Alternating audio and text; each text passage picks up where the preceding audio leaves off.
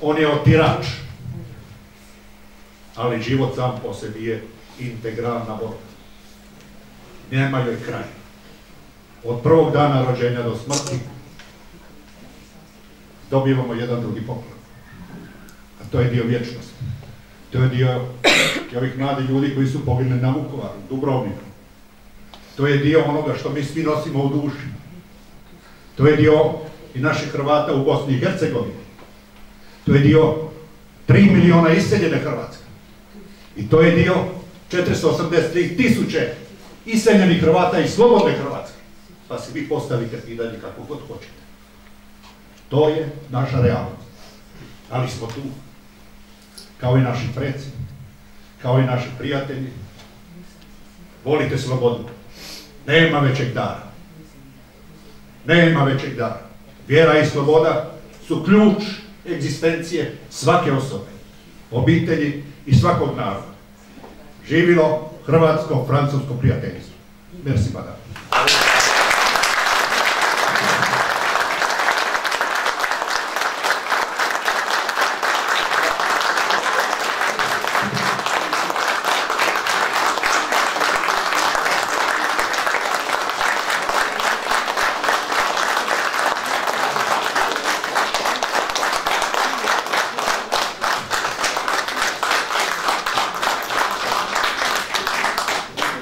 Hvala lijepa ovim lijepim rečenicama i riječima našeg uvaženog i generala, legionara, ali i bojovnika u Hrvatskoj vojsci. Dopustite da vam kažem, odnosno točnije, samo pozovem našeg doktora znanosti, saborskog zastupnika, predsjednika Saborskog odbora za vanjsku politiku, doktora Miru Kovača, koji vrlo dobro poznaje i francusku, i evropsku, ali i hrvatsku povijest. Gospodine Kovač, izvolite. Hvala lijepa, dragi predsjedniče Sesar, na ovim toplim riječima. Evo ga, vidjeli smo koliko se danas ljudi ovdje okupilo na poziv i u organizaciji ove udruge koju vodi naš Zvonko Sesar i mislim da je zaslužio, oni i njegovi suradnici zaslužili su jedan topao i iskren aplauz za angažman.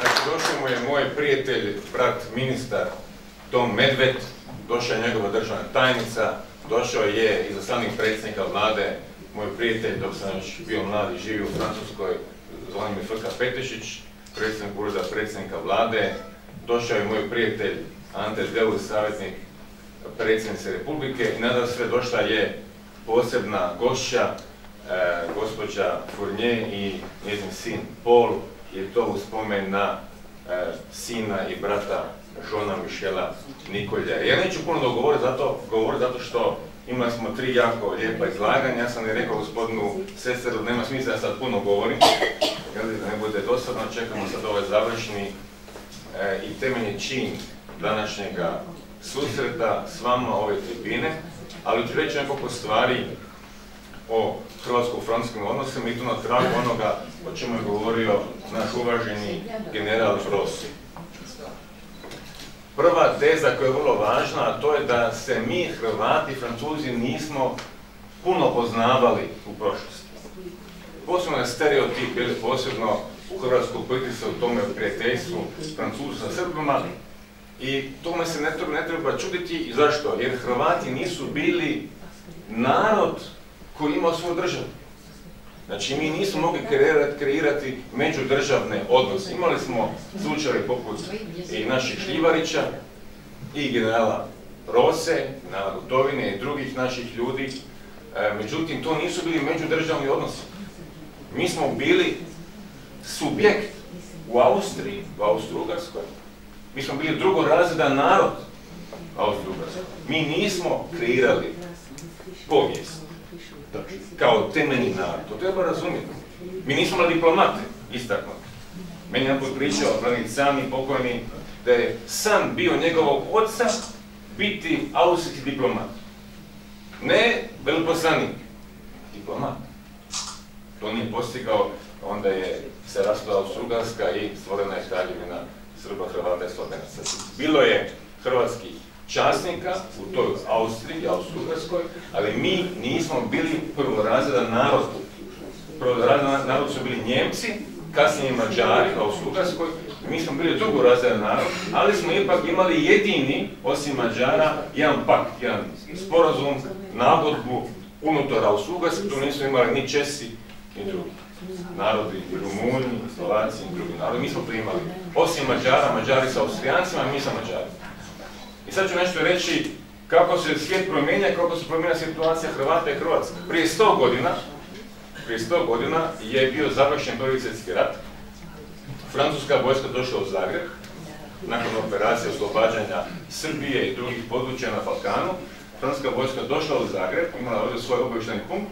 Sjef Radić je imao kontakt sa francuskim vlastima, poslao o tome memorandumi. I francuska vojska došla do Rijeke. U Rijeci su bili i Srbi, srpska vojska, ona je bila u Zagrebu, ali je došla i talijanska vojska. Talijani su došli u Rijeku ilegalno, jer Rijeka nije pripala Italiji, sukladno sporazumu londonskom, nego su Talijani ilegalno okupirali Rijeku. Francuzi su bili u Rijeci i pokušavali spriječiti okupaciju i zauzimanje, trajno zauzimanje Rijeke od strane Talijana. Međutim, budući da su Francuzi imali želju uspostaviti strateške granice sa Njemačkom, znači uzeti granice do Rajne i uzeti granicu na Brenneru gore danas, jel? Onda su oni prihvatili talijansku misao da i Talijani imaju strateške granice. I tu su Francuzi popustili, došao je D'Annunzio sa svojim arbitima, sa svojim dragovoljcima, a taj isti D'Annunzio, spisatelj, on je živio prije toga u Parizu. Koliko su važni ti odnosi koje mi Hrvati nismo imali.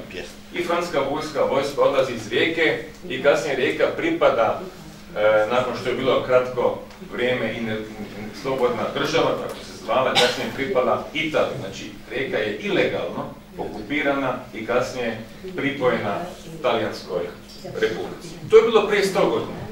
Prije 100 godina je bio postojala mogućnost da Zagreb bude glavni grad jedne države, koja se zvala Država Slovenaca, Hrvata i Srba.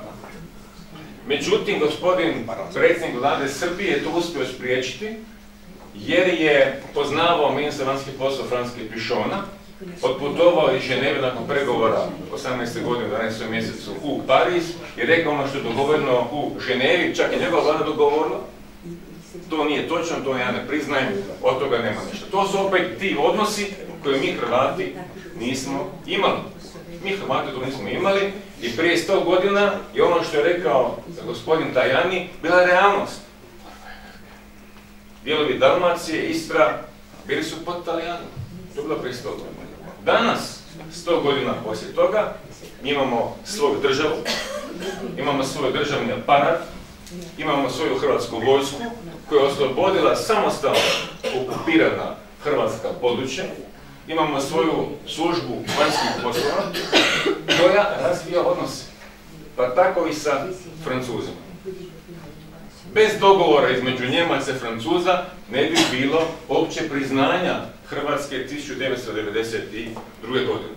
Naravno, Njemci su tu najviše radili, ali ništa nije napravio Kohl, pa ni Genscher bez dogovora sa Mitterrandom i Dumanom. To je činjenica, oni su se prije toga dogovorili, bilo je tu šaketanje, kako bismo rekli u narodu, povlačenje za rukav, nezadovoljstva, ali odluka bila njemačko-francuska, ili ako hoćete francusko-njemačka, o priznanju Hrvatske i drugih zemalja na području srednje i istočne Europe. Ista stvar vrijedi za naše članstvo u Europskoj uniji. To smo postali kandidati za članstvo 2004. godine i time se počeli udaljavati politički sa Balkana, to mnogi zaboravljaju. Naše članstvo u Europskoj uniji je garancija da više nismo na Balkanu. Mi više nismo na Balkanu politički, mi smo napisali taj Balkan kad smo ušli u Europsku uniju. Je bio plod dogovora Schrödera i Chiraca kad smo dobili nakon njihovog dogovora status kandidata za članstvo u Europskoj uniji, to je bilo prije skoro 15 godina. 2004. godine u 6. mjesecu. Isto tako završetak pregovora 2011. godine, opet su bilo potezanje za rukav, ali opet su se dogovorili i mi smo mogli onda završiti formalno pregovor o članstvu u Europskoj uniji. Prema tome, što želim time reći? Hrvatska je danas čimbenik. Hrvatska danas sa Francuskom razvija prijateljske odnose. Odnosi su danas prijateljski. I ako postoji jedna država, to ću bilo hrabro reći, koja je značajna i s kojom smo mi revolucionirali odnose, temeljito promijenili odnose, ona je to Francuska. Iz jednog vrlo teškog konteksta, jer smo mi bili, ponavljam, drugorazredan narod, mi smo danas sa Francuzima u prijateljskim odnosima. Daću vam nešto samo privatnoga, kako sam ja to doživljavao. Kad sam ja pripremao doktorat, išao sam kod jedne profesorice, petkom sa Korzike, gospođa Pietri, koja je predavala u Strasburu i kaže mi moramo nešto reći. Sad sam baš razgovarao s ovim kolegom koji je isto profesor i ja mu kažem sad ću primiti studenta Hrvata.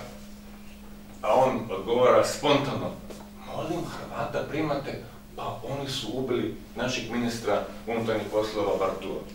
34 godine. Znači, toliko to je bilo, znate, duboko, plus ova naravno propaganda koja se vršila, na koju mi nismo mogli imati utjecaj. Jer mi nismo bili država, a u onim državama u kojima smo bili, nismo imali značajne uloge, nismo mogli širiti svoj pogled na svijet. To danas više nije slučaj. Slažem se generalno Rosom da ta emancipacija nas Hrvata, ona još traje. Znači da artikuliramo svoje interese i da ih branimo. To je postupak koji još traje. To ne ide preko noći. Mi smo još uvijek inhibirani. Bojimo se neke stvari ponekad reći. Ali taj strah moramo konstantno istjerivati i nadasve stvoriti nove mehanizme formiranja ljudi koji će u Hrvatskoj vršiti vlast. U vojsci smo to već u velikoj mjeri postigli. U vanjskim poslovima još ima puno posla. Na području kulture, na području gospodarstva. Znači mi moramo ciljano formirati kadrove koji će u Hrvatskoj vršiti vlast. I sad završna misl opet,